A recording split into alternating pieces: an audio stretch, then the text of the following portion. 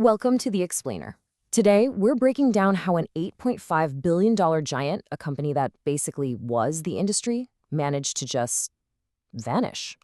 So, to really get what happened here, we need to talk about this one key idea: universal friction. Think of it as this invisible force. The combined weight of bad decisions, clunky design, and corporate red tape that can grind even the most brilliant products to a halt. And yeah, that's pretty much exactly what happened to Skype. This story isn't just about a piece of software that got old. It's a perfect case study in how friction, both inside a company and for its users, can cause a truly spectacular collapse. Okay, let's dive right in. We're going to start at the beginning, back when Skype's whole reason for being wasn't creating friction, but destroying it on a massive global scale. So picture this. It's 2003. The guys who created the infamous file-sharing app Kazaa had this wild idea. They thought, hey, what if we use that same P2P tech that lets people share music to let them make phone calls for free?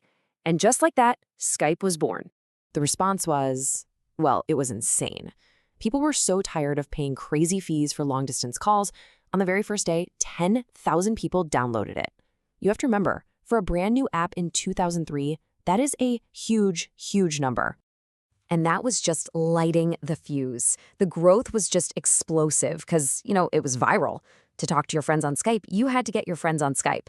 And in just 3 years, they hit an incredible 100 million users. And this was the magic, right? It was a totally frictionless experience. That peer-to-peer tech made it stable, the call quality was amazing, and the best part, it was free. This absolutely terrified the giant telecom companies like AT&T, whose entire business model was built on charging people a fortune to talk to their families overseas. But you know what happens? That kind of success attracts big money. And with big money comes the first big problem. This is where corporate friction starts to creep into the story. So in 2005, eBay does something that makes the whole tech world just kind of scratch its head. They buy Skype for over $4 billion. The CEO, Meg Whitman, had this vision of eBay sellers using Skype to close deals. Like you're buying a used car, so you just hop on a quick Skype video call to haggle. It sounds kind of weird now, but that was the actual pitch. But here's the thing. Absolutely nobody who used eBay was asking for this. It was a complete fantasy, this idea of synergy that sounded great in a boardroom but had zero connection to reality. And it's the first major sign that the new owners just didn't get the product they'd spent billions on. So predictably, that eBay experiment doesn't work out. They sell Skype to a private equity firm whose whole job is basically to clean it up and make it look pretty for the next big sale. And boy, did they find a buyer.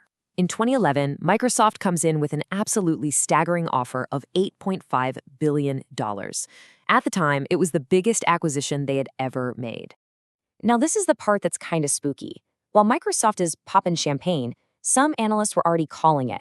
They basically said, look, Microsoft's own internal friction, its bureaucracy, its culture, is going to be what kills this thing. And they were dead right. So let's see how that prediction played out. Because under Microsoft, all that internal corporate friction started spilling outwards, creating a ton of new friction for the only people who really mattered, the actual users. What followed was just a series of terrible decisions. First, they merged Skype with Windows Live Messenger, which just confused everybody. No one knew what Skype was supposed to be anymore. Then, they hit a technical wall.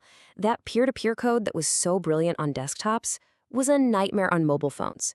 It was buggy, it drained your battery, it was a mess. But the real nail in the coffin was this awful redesign in 2017, where they just decided to copy Snapchat to try and look cool to young people.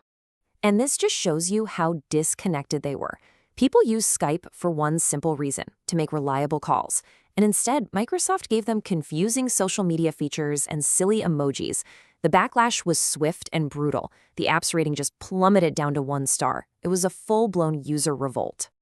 And right at the moment Skype was creating all this friction for itself, a new challenger pops up on the scene. And their entire strategy was to do the exact opposite.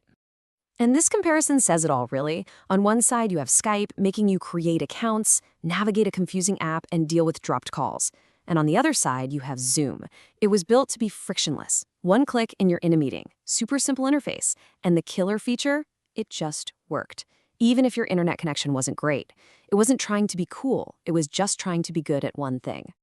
And this quote from Zoom's founder, Eric Yuan, is everything.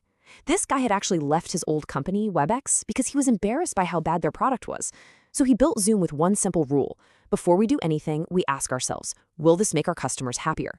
If the answer wasn't an immediate yes, they just didn't do it. And then the pandemic happened. This was supposed to be Skype's big moment. Instead, it was an absolute bloodbath. I mean, just look at these numbers. Before the pandemic, Skype still had almost a third of the market. A year later, it's less than 6%. And Zoom, it skyrocketed to over half the market. Zoom didn't just beat Skype, it completely conquered the very market that Skype had invented. It's just a shocking turn of events. So, what do we take away from this whole incredible story? What are the lessons from this huge rise and this even bigger fall? Well, first off, the end of the road is official. Microsoft has set the date, May 5th, 2025. That's when Skype will be shut down for good, 21 years after it first launched. And for anyone who remembers what a game changer it was, talking to family across the world for free for the first time, it's a really sad end to what was once a legendary product. The lessons here are just so clear. First, don't buy a company if you don't actually get what makes it special. Second, a company's internal culture can absolutely poison a great product from the inside out. And of course, by the end, Microsoft's attention had moved on to its shiny new toy, Microsoft Teams, and they just left Skype to die. But the biggest takeaway of all, that simple, frictionless experience for the user, it's not just a nice feature, it is everything. But maybe the sharpest lesson is in who made money. If you think about it, at every single sale, from the founders to eBay to the private equity firm, the people who understood Skype the best, warts and all, were the ones selling it. And the buyers, who didn't really get it, well, they were the ones left holding the bag. And that really leaves us with one final thought, right? Take a look at your phone.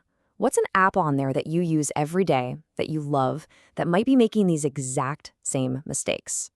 Slowly adding confusing features, forgetting what its users actually want, and maybe, just maybe, setting itself up for its own spectacular fall.